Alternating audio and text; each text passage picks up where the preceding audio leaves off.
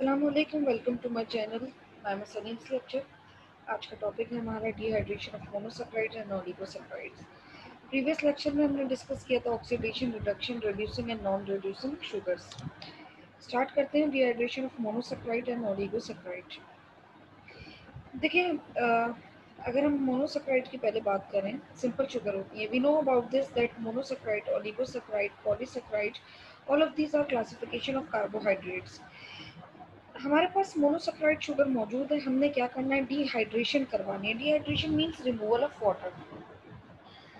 Monosaccharide sugar की जो most common example हमने यहाँ पे ले लिया है उसे ग्लूकोज को। We know this is hexo sugar containing 6 carbon. Formula of glucose is C6H12O6. सबसे पहले हमारे पास ग्लूकोज है और हमने इसमें ऐड कर दिया सल्फ्यूरिक एसिड को। Concentrated sulphuric acid for this purpose हम यूज करेंगे। There are two type, concentrated and dilute. Dilute में बस थोड़ा सा डिफरेंस ये होता है कि उसमें वाटर मॉलिक्यूल ऐड होते हैं उसकी डाइल्यूशन बनाने के लिए, जबकि कंसेंट्रेटेड एसिड जो होता है वो प्योर होता है। जैसे ही हम इस ग्लूकोज में, मोनोसैकेराइड में सल्फ्यूरिक एसिड ऐड करेंगे, 3 वाटर मॉलिक्यूल निकल कर रिमूव हो जाएंगे, बाहर चले जाएंगे। रिमूवल ऑफ वाटर मॉलिक्यूल हो गई है। अब इनकी रिमूवल से क्या हुआ, जो कंपाउंड बना है उस कंपाउंड को हम कहेंगे हाइड्रोक्सी मिथाइल फर्फ्यूरल। हाइड्रोक्सी मिथाइल फर्फ्यूरल उस वक्त बनेगा जब हमारे पास जो मोनोसैकेराइड होगी वो हेक्सोस शुगर होगी, यानी 6 carbon containing sugar. In case we have pentose sugar, that is 5 carbon containing ribose. इसमें भी सेम हमने वही किया, कंसंट्रेटेड सल्फ्यूरिक एसिड को ऐड किया एंड देन उसके ऐड होते ही रिएक्शन हुआ और 3 वाटर मॉलिक्यूल निकल के बाहर चले गए। तो अब यहाँ पे भी बिल्कुल ग्लूकोज की तरह यहाँ पे भी फर्फ्यूरल्स ही बनेंगे, बट यहाँ सिंपल फर्फ्यूरल्स बनेंगे और वहाँ हाइड्रोक्सी मिथाइल फर्फ्यूरल थे। क्या होगा, अब इन फर्फ्यूरल को रिएक्ट करवाना होगा किसके साथ, फेनोलिक कंपाउंड के साथ। जैसे ही ये फर्फ्यूरल्स फेनोलिक कंपाउंड के साथ रिएक्ट करेंगे तो न्यू कलर प्रोडक्ट बनेंगे और उनमें जो कलर होगा वो पर्पल कलर होगा। ये पर्पल कलर प्रोडक्ट जो हैं ये एक्चुअली केमिकल बेसिस हैं for the Molisch test. Molisch test के लिए हम इसको इसकी जो केमिकल बेसिस है कलर कंपाउंड वो ये है। हम इसे यूटिलाइज करते हैं वेरियस पर्पस के लिए। फॉर एग्जाम्पल मैं बात करूं, अगर बाइल टेस्ट की पेंटासूरिया कंडीशन के लिए हम इसको इस्तेमाल करते हैं। और ये कब होता है, देखें अभी जो हमने डिस्कस किया वो मोनोसैकेराइड की डिहाइड्रेशन को डिस्कस किया। नाउ वी हैव ओलिगोसैकेराइड, और अगर हमारे पास पॉलीसैकेराइड भी हो तो उनका थोड़ा सा डिफरेंस होता है। क्या होता है उसको सुन लीजिए। आपके पास सपोज कर लीजिए कि पॉलीसैकेराइड है या ओलिगोसैकेराइड है। अब ये पॉलीसैकेराइड, ओलिगोसैकेराइड, आपने इनको भी डिहाइड्रेशन के प्रोसेस से ही गुजरवाना है बाय एडिंग एसिड।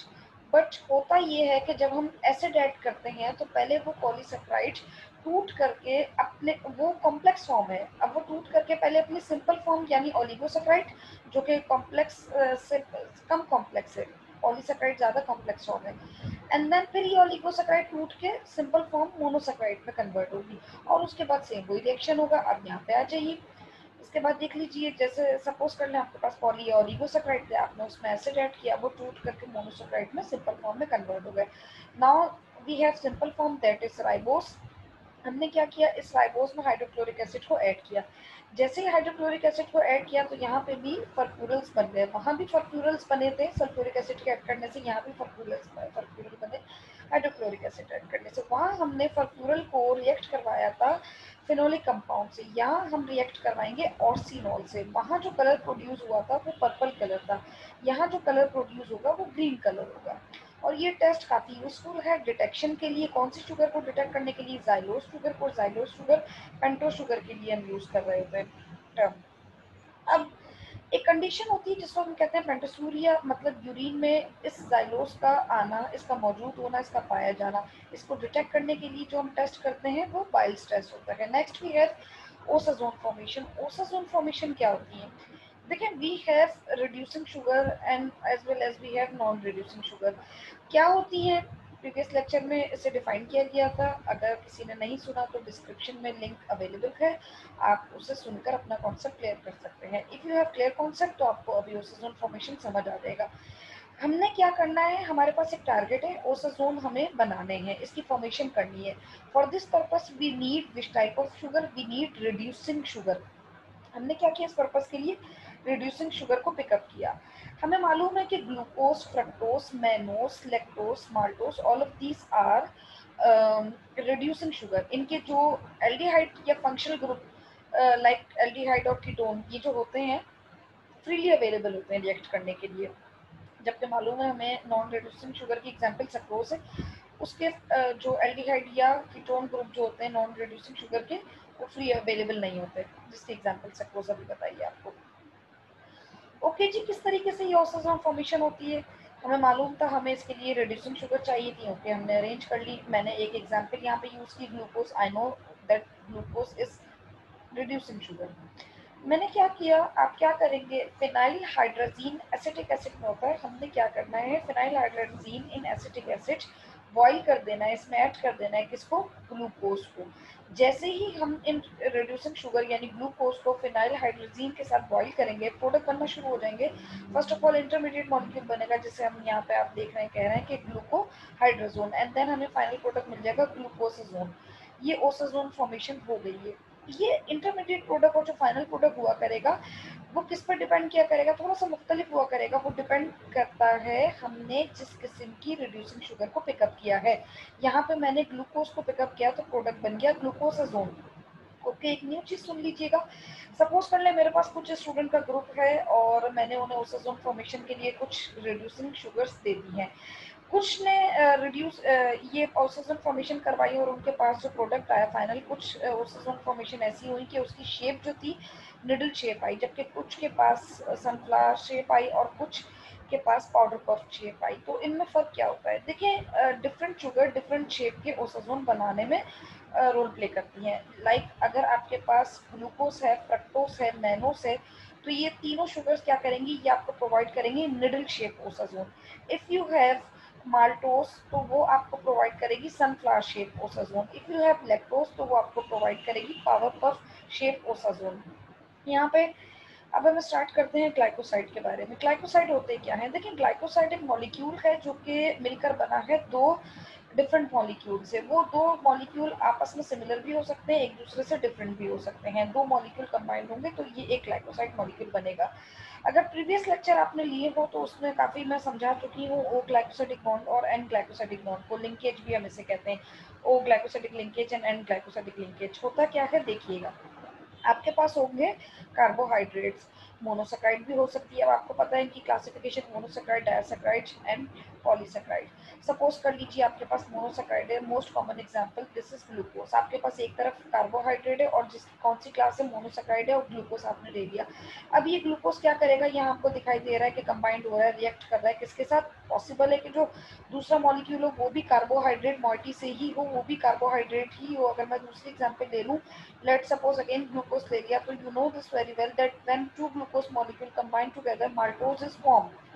ठीक है, माल्टोज डाइसैकेराइड है। अब क्या होगा, पहले ग्लूकोज मॉलिक्यूल के फर्स्ट कार्बन ने पार्टिसिपेट किया था, दूसरे ग्लूकोज मॉलिक्यूल के फोर्थ कार्बन ने पार्टिसिपेट किया था, तो अल्फा 1,4 ग्लाइकोसिडिक बॉन्ड बन गया और जो बॉन्डिंग हुई वो ओ ग्लाइकोसिडिक बॉन्ड हुई। ये ईस्टर बॉन्ड बना था इन दोनों के बिटवीन।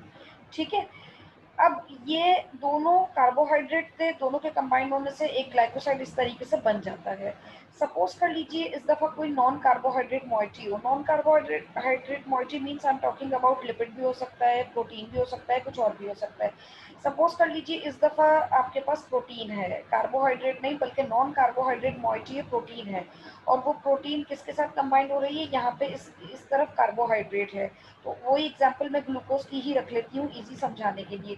तो यहाँ ग्लूकोज का फर्स्ट कार्बन पार्टिसिपेट करेगा बॉन्ड फॉर्मेशन में, और यहाँ प्रोटीन आपको मालूम है कि प्रोटीन मिलकर बना है अमाइनो एसिड से। और अगर आप अमाइनो एसिड का स्ट्रक्चर देखो, अमाइनो एसिड के पास अमाइनो ग्रुप होता है और अल्फा कार्बन होता है, जो इसके साथ कार्बोक्सिलिक ग्रुप होता है, हाइड्रोजन एटम होता है, और इसके पास फंक्शनल ग्रुप होता है जो कि इसकी साइड चेन होती है। खैर वो एक अलग चैप्टर है, उसको हम बाद में डिस्कस करेंगे। यहाँ तो जस्ट आपको एक आइडिया देना था, अमाइनो एसिड का स्ट्रक्चर बताना था। वी हैव अमाइनो एसिड और ये अमाइनो ग्रुप है हैविंग नाइट्रोजन। ये नाइट्रोजन एक्चुअली पार्टिसिपेट करेगा इस ग्लूकोज के साथ बॉन्ड फॉर्मेशन में। जो लिंकेज बनेगा उसे हम कहेंगे एन लिंकेज या एन ग्लाइकोसिडिक बॉन्ड। तो इस तरीके से दोनों एग्जाम्पल दे दिए हैं। जब कार्बोहाइड्रेट मॉइटी के साथ करेगा रिएक्ट तो फिर ओ ग्लाइकोसाइडिक बॉन्ड बनेगा और एक ग्लाइकोसाइड बन जाएगा, और कार्बोहाइड्रेट नॉन कार्बोहाइड्रेट मॉइटी के साथ भी बॉन्ड बना सकता है, उसके रिजल्ट में भी ग्लाइकोसाइड फॉर्मेशन ही होगी। इन केस अगर नॉन कार्बोहाइड्रेट मॉइटी है तो हम उसके लिए टर्म यूज करते हैं ए ग्लाइकॉन। यहाँ पे आपके पास कुछ इंपॉर्टेंट ग्लाइकोसाइड मौजूद है, कुछ एग्जांपल्स आपको दे देती हूँ in case in future biochemistry में आपके सामने ये टर्मिनोलॉजीज आए तो आप कंफ्यूज नहीं होंगे। ग्लूकोवेनिलिन, कार्डिक ग्लाइकोसाइड, स्ट्रेप्टोमाइसिन, वर्बिन, phlorizin, all of these are examples of glycoside and these are important glycoside. जैसे कि आपने देखा होगा वनीला फ्लेवर जो है आइसक्रीम वगैरह में हम इसको यूज करते हैं, अदर प्रोडक्ट बनाने के लिए इस्तेमाल करते हैं, तो उसमें ये ऐड किया जाता है ग्लूकोवेनिलिन। ठीक है, फ्लेवर प्रोवाइड करता है, नेचुरल सब्सटेंस है। Next we have cardiac glycoside. Digoxin और डिजिटॉक्सिन ये कंटेन करता है कार्डिक ग्लाइकोसाइड, इसको हम कॉमनली स्टीरॉयडल ग्लाइकोसाइड भी कहते हैं। और ये जो पार्टिसिपेट करता है, रोल प्ले करता है, स्टिमुलेट करता है मसल्स कॉन्ट्रैक्शन को, जो कार्डिक साइड पे मसल्स होते हैं उनकी कॉन्ट्रैक्शन को स्टिमुलेट करने के लिए बहुत इंपॉर्टेंट रोल प्ले करता है। Next we have streptomycin. आप कहेंगे ये तो एक एंटीबायोटिक है, yes this is antibiotic too, but this is glycoside also.